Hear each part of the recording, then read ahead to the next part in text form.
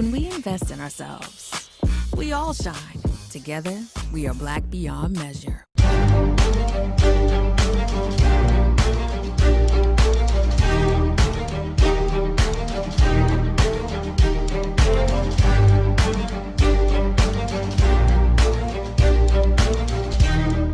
Welcome back to the Black Table.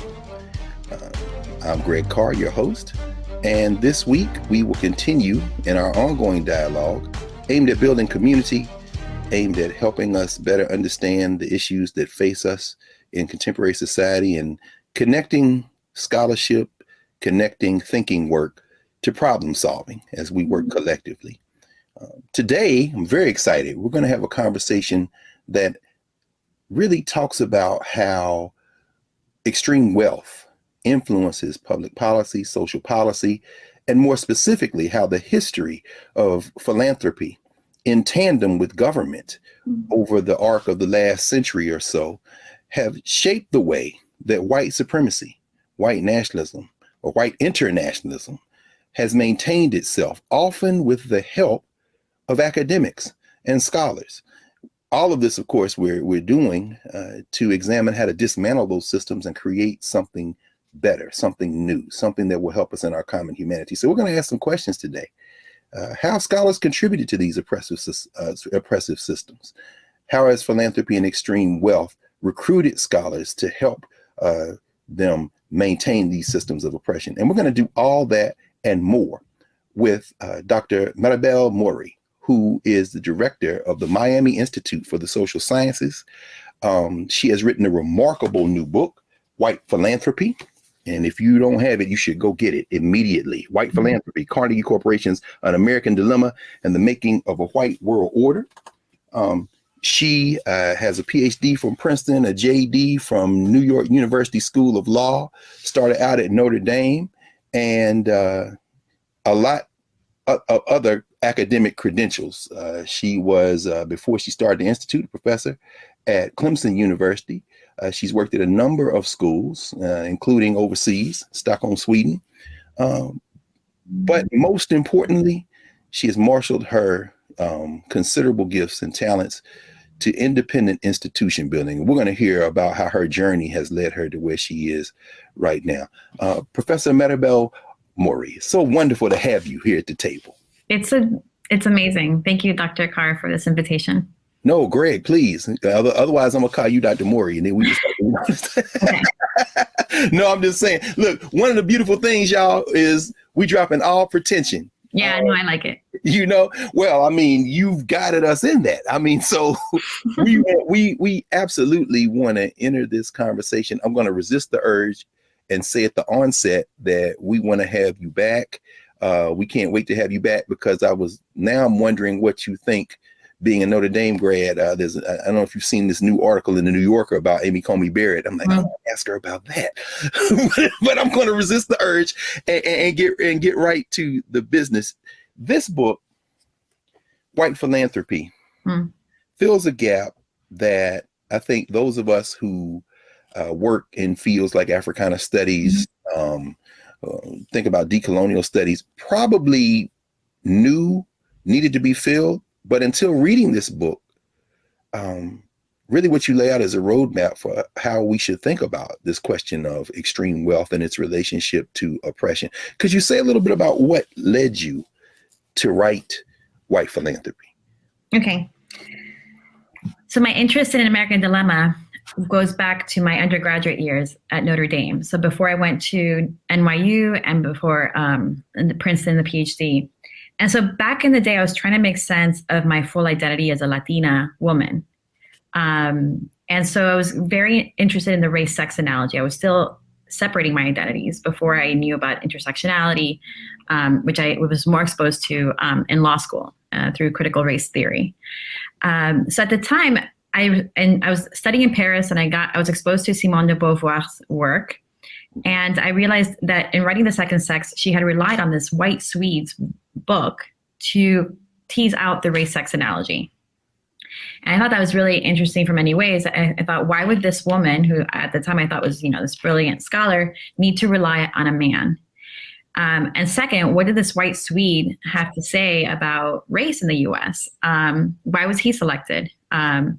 So as I was getting more and more interested in the academy, I thought I should really study the politics of knowledge in the academy. It was fascinating to me because no matter what I would say, I ultimately was sensing that no matter how brilliant scholarship I would create, my work would be, someone else's work would be cited instead, specifically a white Anglo-American man or someone with proximity to that identity, such as Gunnar Myrdal as a white Swede.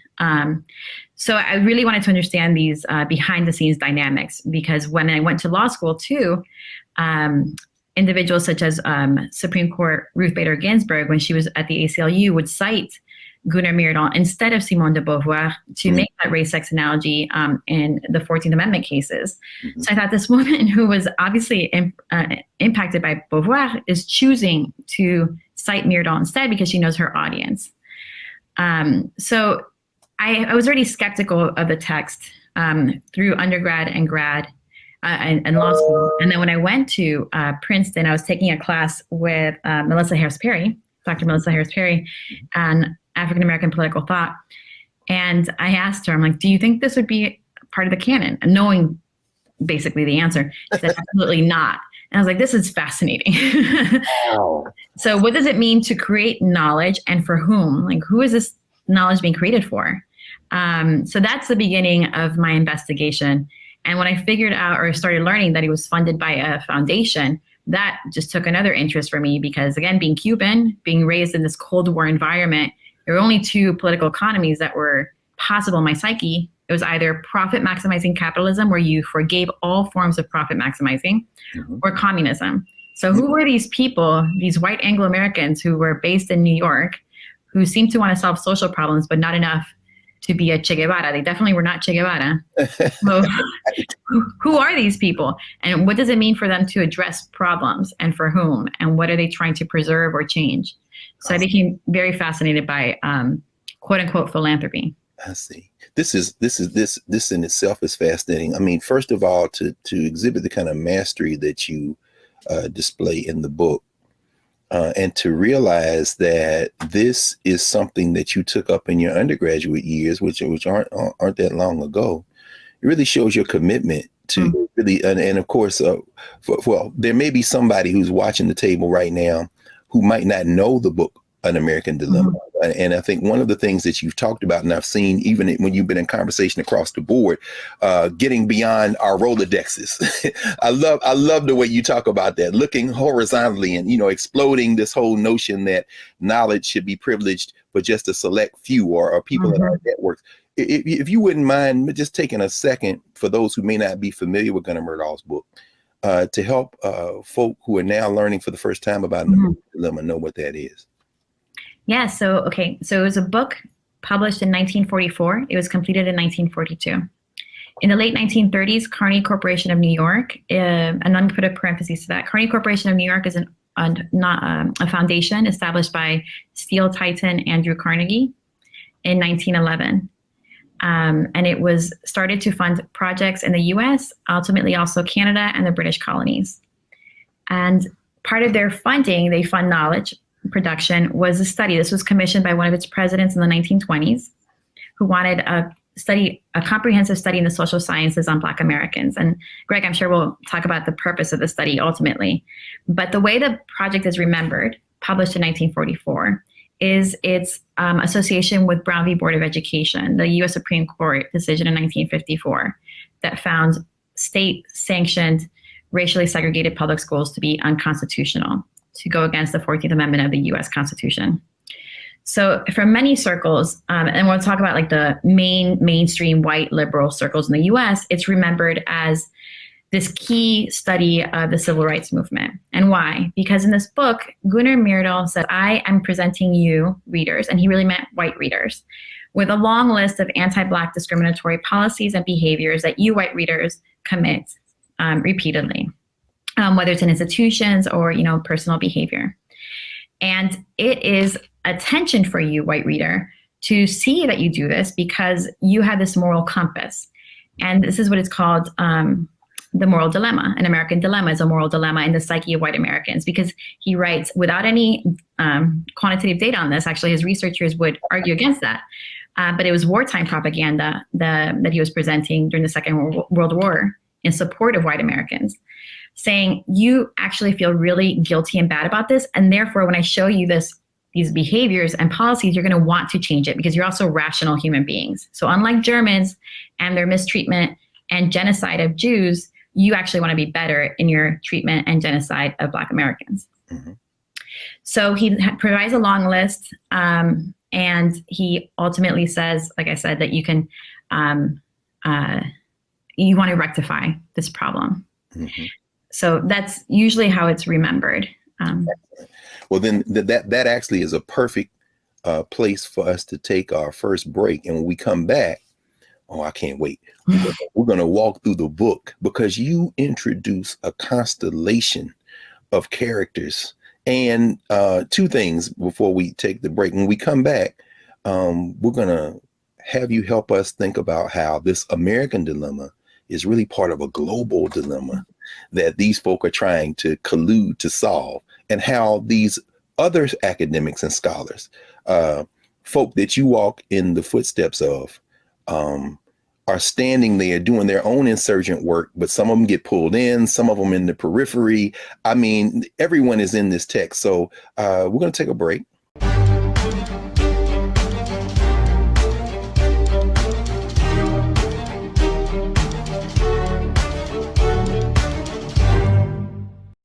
This is our time, our moment to move forward beyond the gun violence, the hospital closures, the unaffordable housing. Brian Kemp's Georgia for the wealthiest few. Stacey Abrams is looking out for every Georgian. She'll invest our $6 billion surplus in the fundamentals, education, healthcare, housing, and a good living, putting more money in your pocket to build one Georgia where everyone has the freedom to thrive. When we invest in ourselves, we're investing in what's next for all of us. Growing, creating, making moves that move us all forward. Together, we are Black beyond measure. We've got to stand up. Republicans are banning abortion rights, tearing down democracy, blocking progress. But when Democrats stand together, we win.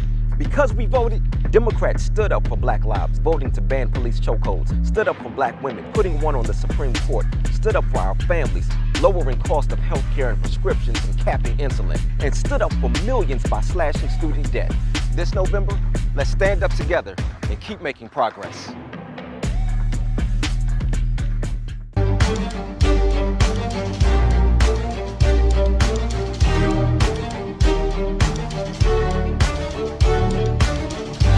Welcome back to the Black Table. I'm Greg Carr, joined today by Maribel Morey, the founding executive director of the Miami Institute for the Social Sciences.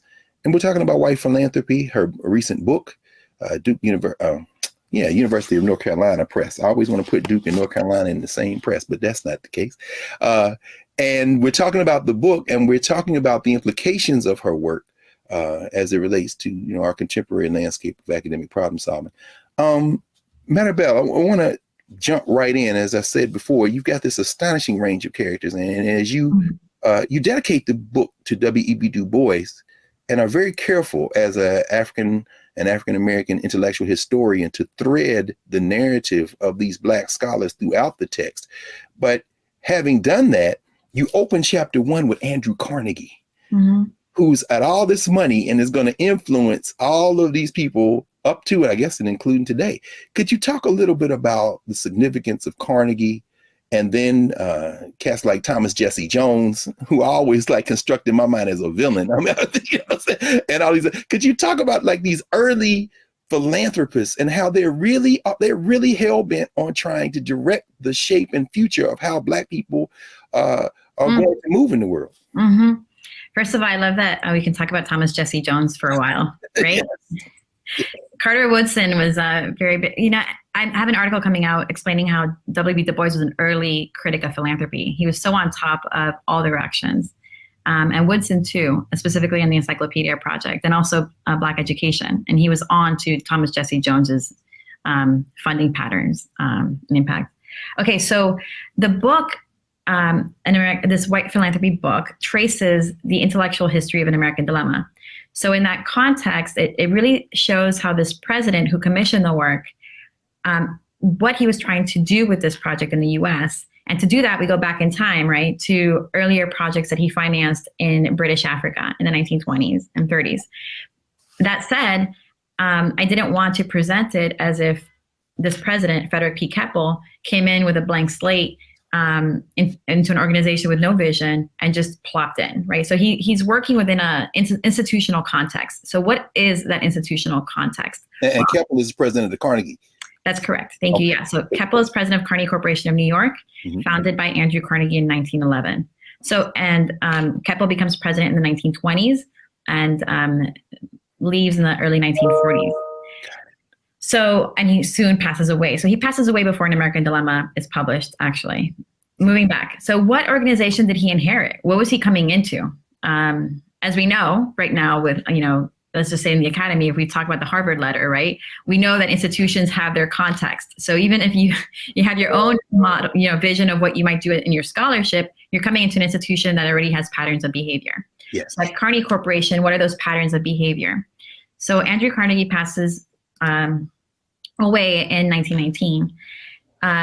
And he has people on the board that follow his vision. But what is his vision, right? And how is it understood by the people who feel empowered to speak on his behalf? In the foundation world, they call it, right, donor's intent. So how do they express donor's intent in the organization? So James Bertram was his personal secretary who would field letters asking Carnegie for money before Andrew Carnegie established Carnegie Corporation, which ultimately moved his private philanthropy office into a more institutional setting of board of directors and staff. And he said, he would help the president, Keppel, understand what British colony meant. So Keppel inherits an organization that says in its charter, we fund projects in the US, Canada, and the British colonies. Well, there's a question of what are these geographic spaces? Does the US include the Philippines? Do the British colonies include, what the British government might say is a colony from London, or is it something else? And James Bertram enlightens Keppel and says what Andrew Carnegie really intended by British colony was communities of whites. There it is. It is. And there's no shame in writing that. So it's just the facts, no question. Interesting. Yes. Go ahead. I'm sorry. Yes. No, yeah. So in that spirit, he says, and just in case you didn't understand this, Keppel, this means that East Africa is good, Kenya, for example, not West Africa. South Africa is good, even though it's not officially a colony. And so is New Zealand, Australia, not officially colonies. So if you could be a British Dominion, British Commonwealth, but not all British colonies would go into this vision of communities of whites. And what he said was, it's not just having white people there, it's a space where white people could dominate. Therefore, for example, India would never receive funding from Carnegie Corporation. And so this shapes the funding patterns of the organization in the 20s in an informal way. Ultimately, they do adapt their charter to include British dominions, to basically have on paper what they were already doing in practice informally. And and as you so brilliantly lay out, you've got these parallel tracks that end up informing each other and merging. But at the same time, I mean, in some ways, hasn't Carnegie and some of these other philanthropists, too, these railroad cats, cut their eye teeth domestically with like Booker T. Washington? They start in the 19th century. So while they're expanding and looking at these interests in Africa, what's Carnegie doing domestically that's going to help us think through this as this thing emerges, the American Dilemma? Yeah. So Andrew Carnegie himself was very enamored with Booker T. Washington, and he gives a speech in Edinburgh, Scotland, in the 1910s, late 1900s, the aughts, and says this is an educational model that can be used across the British Empire for other colonized groups. The Tuskegee model. Yeah. So he underscores what Booker T. Washington was accomplishing in Tuskegee and says if we had only applied this model of education in India earlier, we could have avoided the whole problem. And by problem, he means, colonized people pushing back and challenging, revolutionizing. Yeah. And in his vision, so that's one. So Andrew Carnegie was, had the vision of expanding the Tuskegee educational model internationally as a means of dominating colonized groups. Okay. And in a complementary way, his vision of international peace included and underscored Anglo-Saxon unity. Wow. That is truly remarkable. I mean, just given the context, here we are in 2022. I mean, at Howard University, there's a Carnegie Library. I mean, he puts libraries everywhere. But I think about the fact that Howard trustees added Booker T. Washington in part to get Carnegie's money. And Carnegie had almost shied away from that liberal arts type of model. And to hear you talk about Tuskegee, which, you know, we know Booker T. Washington had his own ideas. I'm probably a little bit more charitable toward Booker T than some people. But my mom from Alabama, so I kind of see Tuskegee. But they are plowing so much money into shaping the sensibility of these people that they want to continue to oppress from now on. I mean, we're going to take a pause here, but when we come back, Maribel, lead us now into the first third of the 20th century, if you don't mind. As these plans begin to take shape and they begin to generate these documents, these surveys, these huge, that telephone book that you made me dig out of my library, Laura Haley. I mean, when we come back, we're going to continue this conversation with Maribel Morey on white philanthropy and the implications for today. Back in a moment.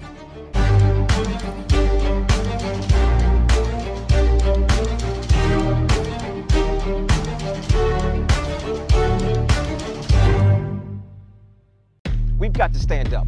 Republicans are banning abortion rights, tearing down democracy, blocking progress. But when Democrats stand together, we win. Because we voted, Democrats stood up for Black lives, voting to ban police chokeholds, stood up for Black women, putting one on the Supreme Court, stood up for our families, lowering cost of health care and prescriptions and capping insulin, and stood up for millions by slashing student debt. This November, let's stand up together and keep making progress. When we invest in ourselves, we're investing in what's next for all of us. Growing, creating, making moves that move us all forward.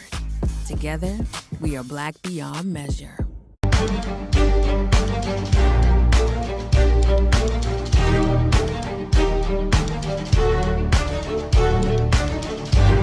Welcome back to the Black Table. I'm Greg Carr, joined today by Dr. Maribel Morey, the founding executive director of the Miami Institute for the Social Sciences and the author of White Philanthropy, Carnegie Corporation's An American Dilemma and the Making of a White World Order.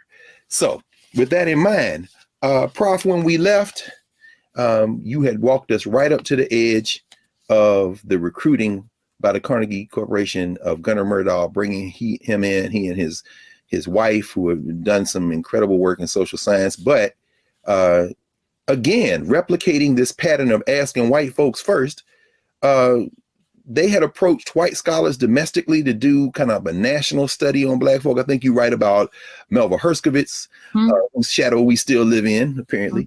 And, could you talk about Myrdal, what that study meant, how it involved Black scholars, and ultimately what was the purpose of the study and the thrust? Because you also write about a national study, but policy making is local and state. And so could you talk a little bit about what they're really up to and after and how Myrdal fits in all this?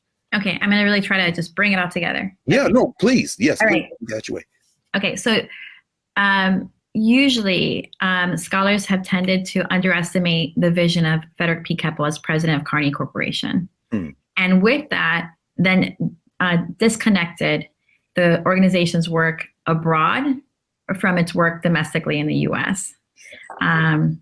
So what I've done in this research is really just getting bored over a decade in the archives. And I went through Keppel's uncatalogued boxes. Like I know about his children, his Christmas cards, blah, blah, blah. I got into his— Can I just footnote this for everybody? Scholars who work like this, but what you did, when you detailed your research methodology, this took a decade, right? Thousands of pages of work, unprocessed collections. It's truly remarkable as a feat. I just want to say that to you publicly, because that's no joke.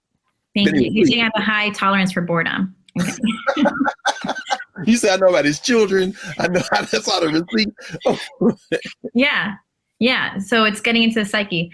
And so I could trace his funding patterns and what he was invested in. And so this goes to the purpose of an American dilemma, because in the US, we're so programmed in our educational system, from a wee size, to associate the national level with more progressive policies. Mm-hmm. And obviously to associate this book, An American Dilemma, cited in Brown v. Board of Education, as a progressive text. Yes. Though scholars such as Derek Bell really pushed back against that in his analysis of Brown v. Board and his experience working for the NAACP Legal Defense Fund, right? Yeah. But the mainstream was that the national level, Brown v. Board, is all progressive.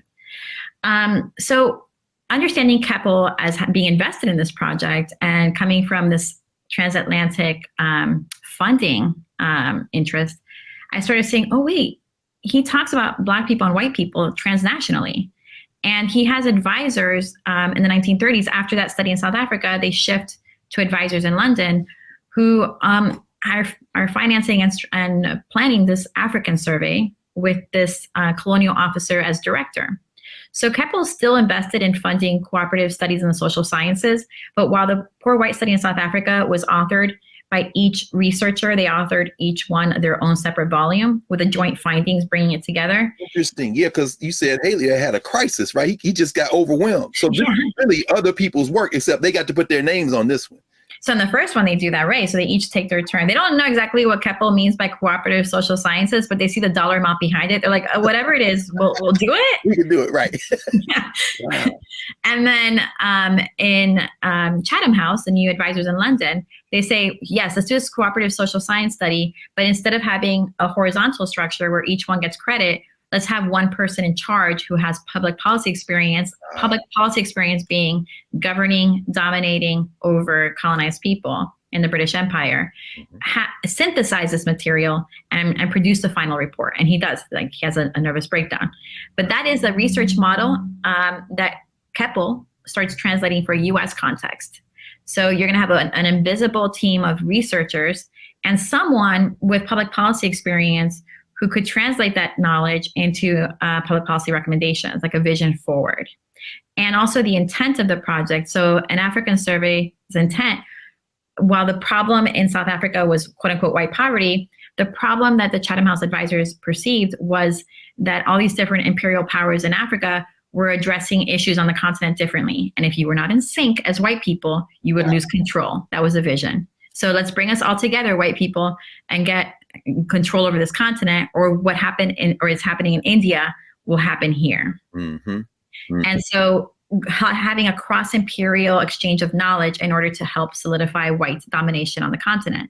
Similarly, in the US context, so you had this research structure I already mentioned that was an echo, and the purpose was to help policymakers across the country learn from each other's policies and then can become much more in sync. That's slightly different than saying that you necessarily want the federal government to be passing federal laws to bring everyone in sync. There is a space there to think that the states themselves, like separate imperial powers in Africa, could learn from each other and become more in sync and still leave public policies at the state and local level. Ooh. And yet, during the process of writing this project, we're talking about the New Deal, Keppel and Myrdal start thinking that the federal government could play a bigger role in helping to standardize policies. Now that's interesting because you make me think about the fact, and I'm thinking even now about the legal fight.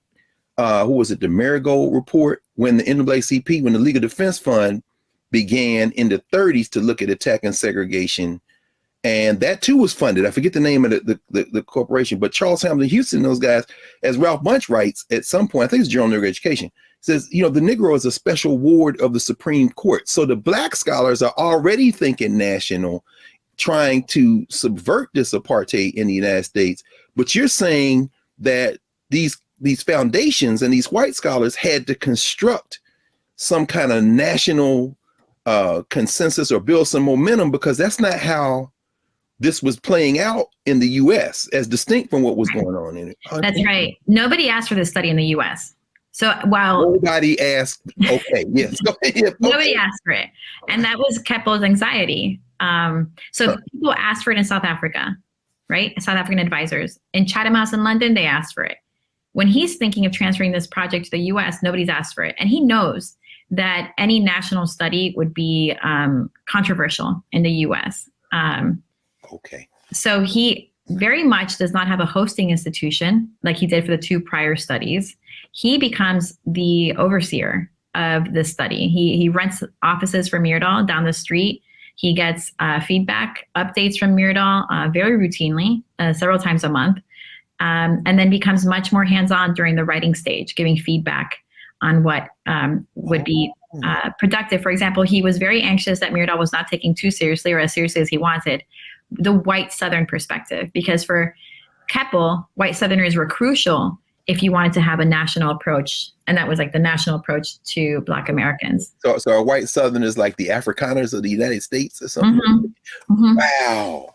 Yeah, I mean, your connections, my good. So okay. So how does Myrdal, because the Myrdals are coming obviously from out of the country. How do they recruit these Black scholars who end up working with them? Because they don't get credit. Right.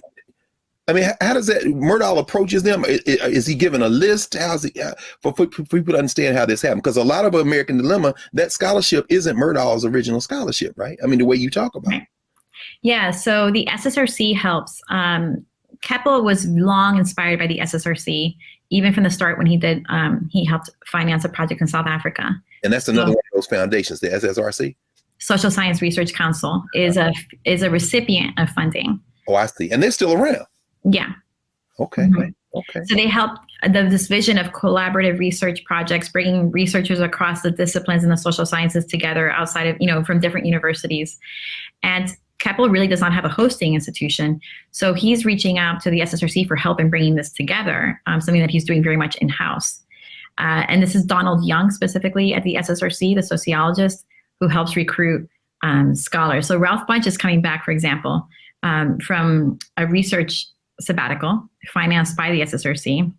And Young is like, oh, you need to come and do this project. This shows you, if you see the dynamics between the SSRC, Carnegie Corporation, and Black scholars, power, right? Power is central here because... Yes. Yeah. I mean, if you have one string is the power of Carnegie Corporation to solicit the help of SSRC. Mm-hmm. SSRC is a recipient of funding of, the Carnegie and Rockefeller groups. So how much wiggle room do you have to say no? Right. Keppel asked Young to write a report saying, if you had a European, statesman in charge of this project, how do you see it going about? And Young writes a report, like a memo, and Keppel uses it to convince his board. But Young never explicitly said, this is what we would want. But the power of the organization to get this information from someone like Young with the promise of, the amorphous promise of funding. And similarly, Myrdal was able to recruit unpublished works by Black scholars simply with the Carnegie name behind him. My God. We're certainly going to have you back, but we want to turn now with our remaining time because, those of you who know An American Dilemma and know the name Gunnar Myrdal, you know the impact that this continues to have in how we think about race in this country. Interestingly enough, Maribel, your own work as a scholar, as an academic, what did researching and writing this book and doing this work do to you in terms of your own view of scholarship and your own decisions in terms of your own career and work and what you're doing now at the Institute? Right. So it's changed my life. One is, I'll start with what inspired me. What inspired me were scholars such as W. Du Bois and Carter Woodson.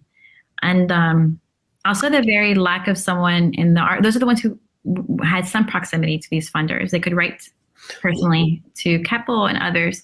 Nobody who looked like me, right? Or as a Latina woman, like anywhere in this network, whether close or far. Remarkable. That is remarkable. I mean, the only Latino I can think of, certainly not a woman, was Schomburg. And Schomburg didn't have access to any of this, even though he rolled with Du Bois and Woodson, them, American Negro Academy, which you write about.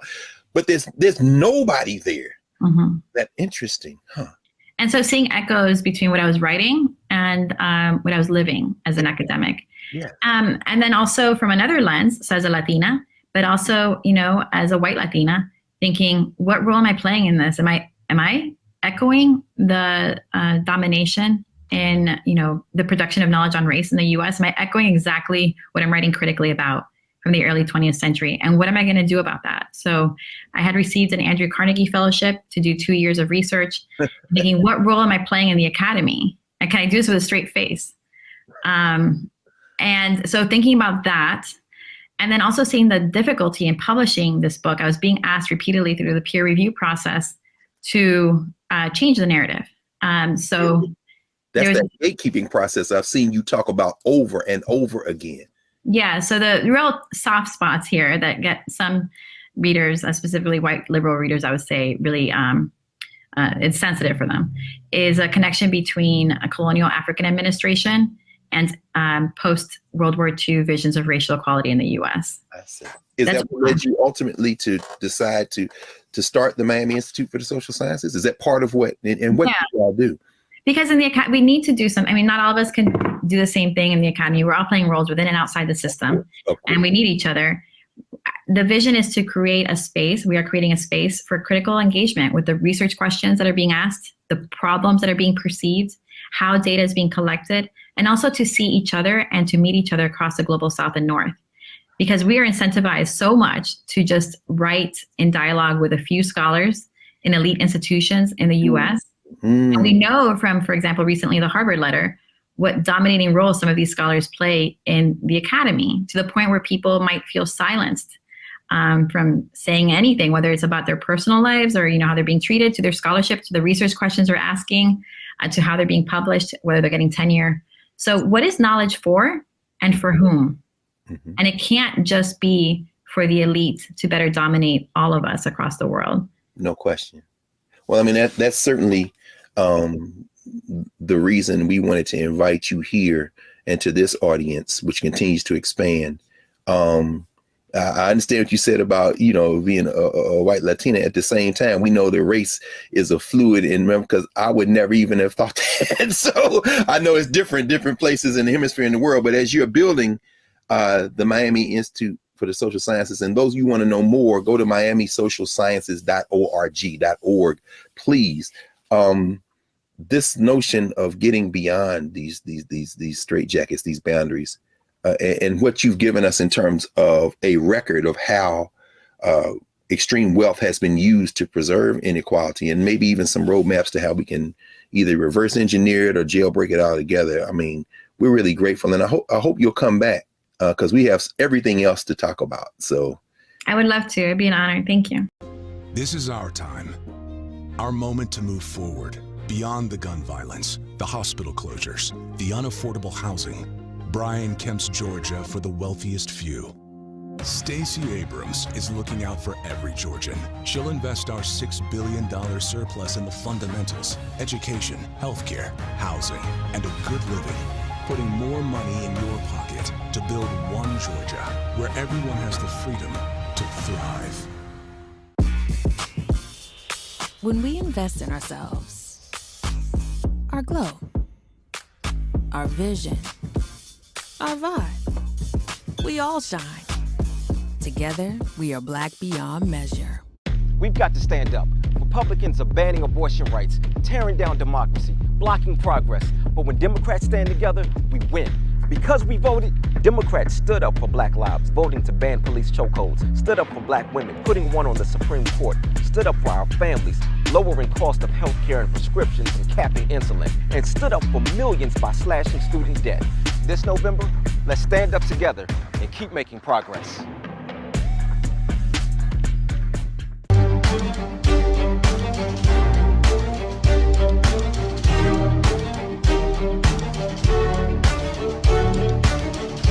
Welcome back to the Black Table. Greg Carr, Maribel Morey, and we're talking about white philanthropy, and we're talking now about the first third of the 20th century with Maribel. Professor Morey, pick up where you left off. So Carnegie has begun. I think he actually generated a report in the 20s, right? I mean, he has a text that his name is attached to, but we're going to see the blueprint in part for an American dilemma be generated there in the 1920s. Could you talk a little bit about this other cat that emerges, Malcolm X? And I know there's everybody else to talk about, so take it however way you want to. Okay, so Andrew Carnegie passes away. James Bertram is his personal secretary with lifetime appointment on the board. And there are two other personal secretaries who have lifetime appointment on the board, who all pass away around the same time in the 30s. Yes. Okay, so here we have Frederick P. Keppel as president of Carnegie Corporation in the 1920s. When he comes on board, a lot of the funding for projects in the U.S. had already been committed by the prior president. You know, before leaving, he's like, bum, bum, bum, bum, bum, bum, bum. Here are grants. Good luck, next president. You have nothing to be able, you can't do much here. Wow. And so Keppel started finding some interest in the smaller, they call it the special funds for projects in Canada and the British colonies. And that's when he's getting advice from one of these personal secretaries on what Carnegie had meant by British colony. And again, he meant, according to the secretary, communities of whites. So assuming that Keppel is in an organization that is not only geographically limited psychologically to spaces where white Anglo-Americans dominate, but also an organization that is privileging the interests of those individuals, of those white Anglo-Americans. So that's when he starts thinking, okay, well, I'm within this framework. What can I do? What do I want to do? And one of the first steps is to do an exploratory trip through British Africa to the spaces that Bertram said were okay to fund. And the first study that he finances is in South Africa, in dialogue with local advisors, again, white local advisors, Afrikaners and British settlers, who found problematic the issue of quote unquote white poverty. Now, why was it a social problem for them? It was a social problem because poverty amongst white people would challenge, from their perspective, white superiority and Black subordination. Mm-hmm. Because the idea was that white people had to be politically and economically dominating in the area for there to be peace. And for folk who might not know, when we think about South Africa and say white, that label doesn't tell you everything you need to know. You just mentioned two distinct groups, the British and the Afrikaners. Could you say a bit more about that? Because is poverty situated among the whites in one as opposed to the other? Or is it across the board? Right. And that's a really important point because whiteness is being created here. So within these communities, the British settlers would not view Afrikaners as equally white. So how to create a common racialized identity that could be used to weaponize themselves, right? So that was part of the project, to bring British settlers and Afrikaners in a common white identity. So in the book, in the Poor White study, the researchers explain that anything that you associate with Afrikaners of inferiority, like lower IQs or poverty, that's all environmentally created. But they could, and they were capable of achieving the same white European standards, quote unquote, as British settlers. This sounds strangely familiar to the United States. Oh, they're going to load this off on Afrikaners. Okay, so go ahead. So now the study, they did an undertaking. Yeah, Keppel was very proud of this study. So because if you think about it, and you can almost see echoes today, it's saying, okay, we are funding a project that's going to inform public policy. It achieves this impact. And the goal is ultimately to maintain international peace and order. But why was there a threat to international peace and order? Because if, South Africans, Black South Africans, actually achieved more political and economic strength, it was assumed by this community of white people, of increasingly uniting white people identities, that they would react violently. They themselves would react violently to that increased political and economic power amongst the Black diaspora. Was there any Black pushback? Was there any South African pushback, any Black pushback to this work? Because as you said, they didn't consult any Black folk. And one of the things that you also bring out in terms of the investment of and the support of government in this is very important, because then when you get to the American Dilemma, you talk about how they had to cultivate kind of cooperation with the U.S. government and other powers. But did anybody Black push back against this as these reports are being generated? Honestly, that's something for other researchers to amplify. What I saw was Du Bois requesting the study. He knew about it. Interesting. Yeah, so Du Bois was very on top of Carnegie funding in Africa in the 1920s and 30s. He's like, "Can you send me a copy? I just want to read it." Well, that's interesting because you pursue that line too, and I think that very much has to do even informing your work right now and coalition building and kind of transnational coalitions. You talk about Du Bois and the Pan-African Congresses. Mm-hmm. We're certainly in between World War I and World War II.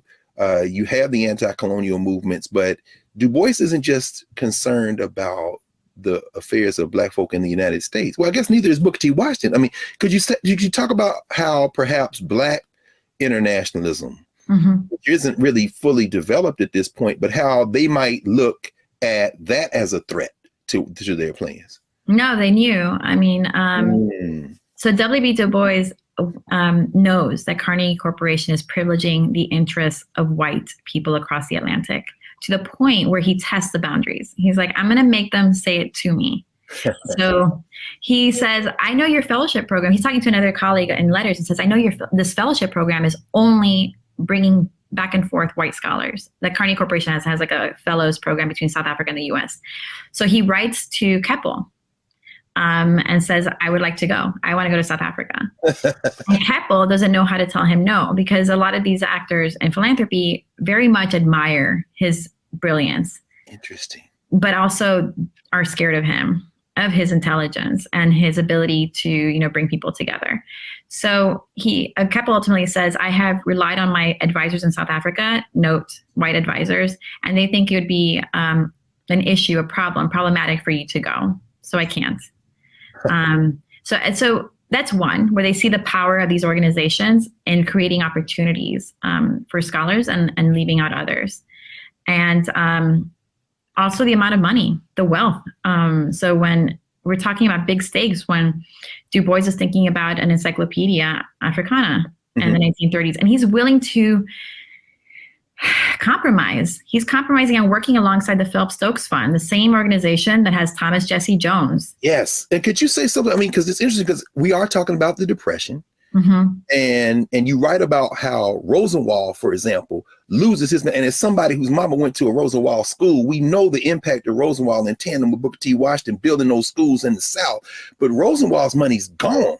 I mean, could you talk about how these foundations are actually working with each other? And that Encyclopedia, the Negro example, and I think it's chapter 7, you really do a deeper dive into those politics.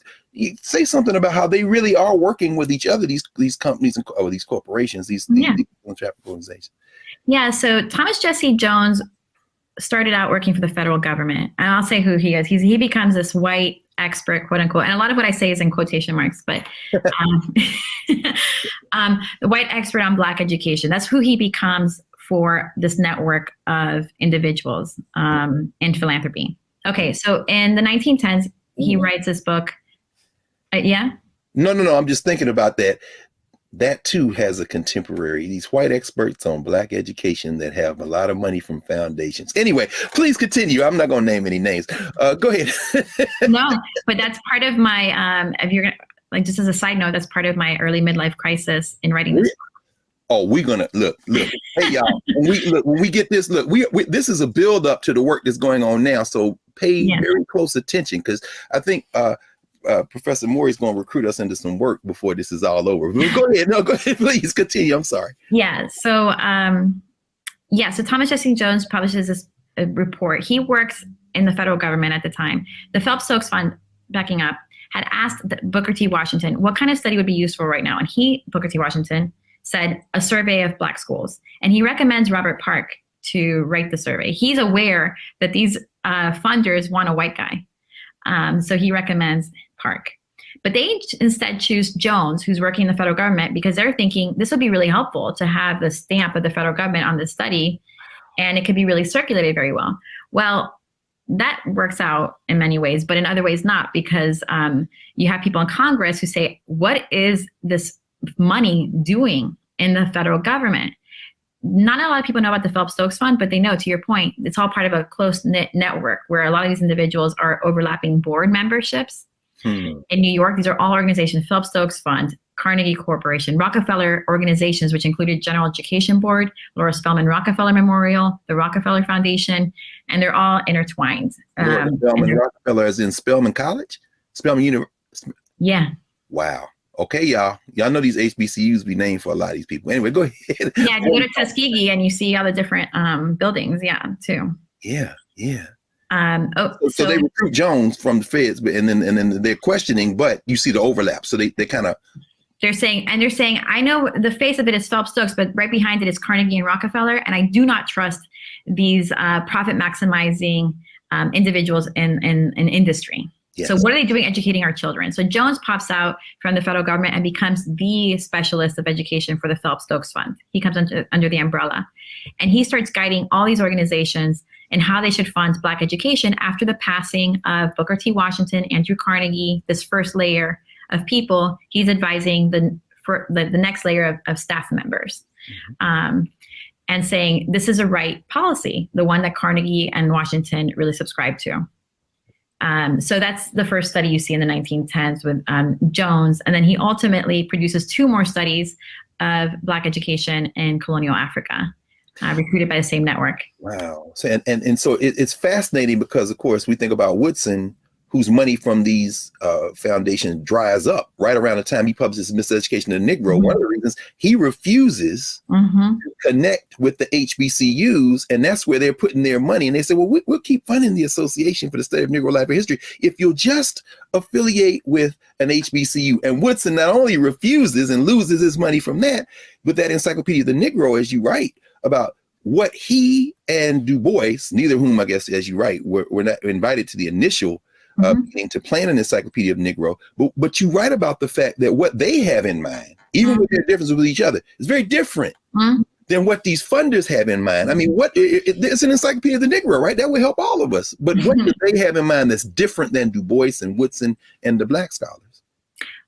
What Washington, well, not Washington, Booker T. Washington in some way, but what W.B. Du Bois and Carter Woodson were invested in is precisely what these white funders were scared of. Wow. Okay, so which is what?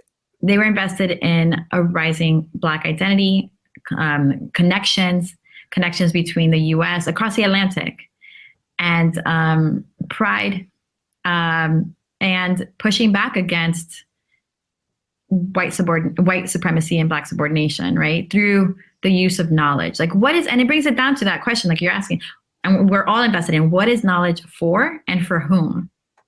And for them, the Encyclopedia Project was about bringing to light all these different levels of achievements. And again, that definition of achievement, we could break it down, right? Like, what does it mean? Are we playing into this white definition of achievement, or is it a different one? Nevertheless, it was about amplifying and bringing together a Pan-African identity and community. Wow. What inspired Carnegie Corporation to start funding in British Africa was a colleague who brought to their attention the problem for them of rising Black consciousness. Because, and this colleague, J.H. Oldham from London, who was visiting Keppel, said, you should feel really invested in this, and to other colleagues in New York City, including the Rockefeller organizations, you all should be invested in this. I know I'm talking about British Africa and I'm coming from London, and you might feel like the problems over there don't apply to you. But if there's a rising Black consciousness in Africa that will challenge our British territories, it will affect you, because there's a lot of communication across the Atlantic, and you're going to have a problem here, quote unquote, the Black problem is going to be aggravated. So you should put money into this and stop it in its genesis.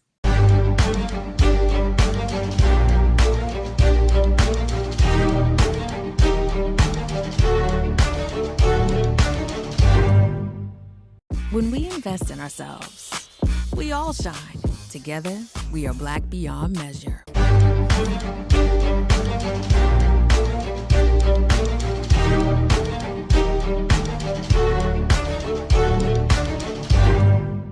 We've got to stand up. Republicans are banning abortion rights, tearing down democracy, blocking progress. But when Democrats stand together, we win. Because we voted, Democrats stood up for Black lives, voting to ban police chokeholds, stood up for Black women, putting one on the Supreme Court, stood up for our families, lowering cost of health care and prescriptions and capping insulin, and stood up for millions by slashing student debt. This November, let's stand up together and keep making progress. This is our time, our moment to move forward, beyond the gun violence, the hospital closures, the unaffordable housing. Brian Kemp's Georgia for the wealthiest few. Stacey Abrams is looking out for every Georgian. She'll invest our $6 billion surplus in the fundamentals, education, healthcare, housing, and a good living, putting more money in your pocket to build one Georgia where everyone has the freedom to thrive.